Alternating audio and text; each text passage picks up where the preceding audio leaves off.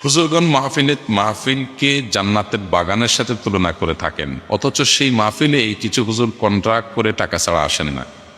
তার মানে কি হুজুর নিজে জান্নাতের বাগানে আসতে চায় না? যদি বুঝিয়ে বলতেন। জটিল প্রশ্ন ভাই। কোন হুজুর মাহফিলকে জান্নাতের বাগান বলতেছেন, আবার উনি টাকা ছাড়া জান্নাতের বাগানে যাবেন না। তো এখান থেকে বোঝাই যায় যে হুজুরের কথা কাজে কি নাই, মিল নেন। এখানে হুজুরের পক্ষে সাফাই গায়ে তো লাভ নাই ভাই।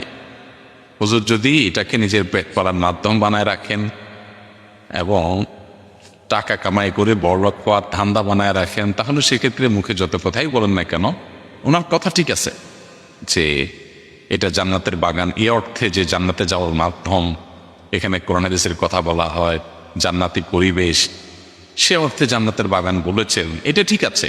কিন্তু উনি নিজে আমল করতেছেন না, এই আর কি। উনি যেটা বলতেছেন সেটার প্রতি তার বিশ্বাস দুর্বল। তো এরকম হুজুর কেন দাওয়াত দিবেন যে হুজুর নিজে যা বলেন সেটার উপরে আমল করেন না? আল্লাহ রাব্বুল আলামিন আমাদেরকে নেককার হওয়ার তৌফিক দান করুন। আল্লাহ ওয়ালা হওয়ার তৌফিক দান করুন।